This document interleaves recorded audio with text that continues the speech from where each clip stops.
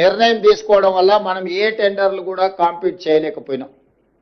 ఆ తర్వాత కార్మిక సంఘాలను పిలిచి ఈ విధంగా మనం టెండర్లలో పాల్గొనకుండా మనం పోటీలో లేకుండా పోతే ప్రైవేట్ సంస్థలకు లాభం చేకూర్చిన వాళ్ళం అయితే భవిష్యత్తులో మనం ఈ టెండర్లు కూడా పాల్గొనాలి. మనం కూడా పోటీలో గనులను సాధించడం ద్వారా సింగరేణి సంస్థను విస్తరించుకోవాలనే నిర్ణయం కూడా జరిగింది. ఈ మధ్యకాలంలో కార్మిక యాజమాన్యాలు నా దగ్గరకు వచ్చి ప్రైవేటు వ్యక్తులకు కట్టబెట్టిన ఈ గనులను కూడా మీరే సింగరేణి సంస్థనే బొగ్గు వెలికి తీసే కార్యక్రమాలను కూడా చేపట్టడానికి ఏం అవకాశాలు ఉన్నాయో వాటిని కూడా పరిశీలించండి అని చెప్పి వాళ్ళు రిప్రజెంట్ చేసింది.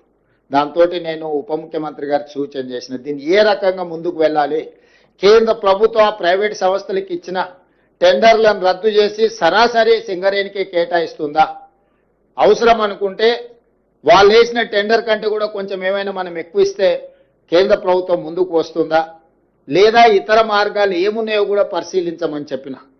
ఏదేమైనా సింగరేణి గనుల ప్రాంతంలో ప్రైవేటు సంస్థలు ఎక్కువగా వాళ్ళ ప్రాతినిధ్యం పెరుగుకుంటూ పోతే ఏదో ఒక సందర్భంలో సింగరేణి మనుగడకే సమస్యగా మారుతుంది. అందుకే ఈరోజు ఆ సమస్యని కూడా పరిష్కరించుకోవాలి. కార్మికుల సంక్షేమం కోసం, కార్మికుల యొక్క అభివృద్ధి కోసం,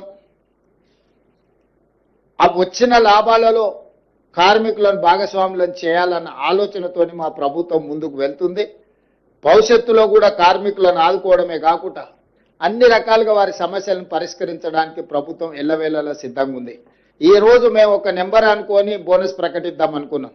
కానీ శ్రీధర్ బాబు గారు ఆ ప్రాంతంలో ఉండే శాసనసభ్యులను అందరినీ తీసుకొని వచ్చి లేదు ఇంకా కొంచెం పెంచండి, 11 గంటలకు మీకు అందరికీ ఈ సంతోషకరమైన ప్రకటన చేద్దామని మేము అనుకుంటే వారు వచ్చి గంట సేపు హర్తాలు చేసి దాన్ని ఇంకా కొంచెం పెంచి వారితో పాటు మిగతా శాసనసభ్యులందరూ కూడా పెంచాలి, వీలైనంత మేరకు వాళ్ళను ఆదుకోవాలి.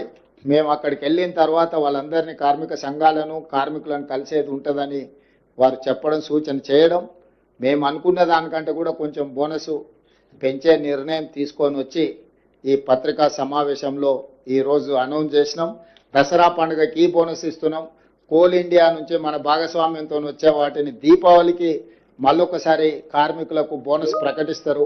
వాటి వివరాలను కూడా కేంద్ర ప్రభుత్వంతో సంప్రదించి బట్టి విక్రమార్క గారు ఆ శాఖ దీన్ని పూర్తి స్థాయిలో పరిగణలోకి తీసుకొని కార్మికుల యొక్క సంక్షేమం కోసం, కార్మికుల యొక్క అభివృద్ధి కోసం, కార్మికుల యొక్క భవిష్యత్ ప్రణాళిక కోసం ఈ ప్రభుత్వం పనిచేస్తుందని తెలియజేయడానికి సంతోషం వ్యక్తం చేస్తున్నాను.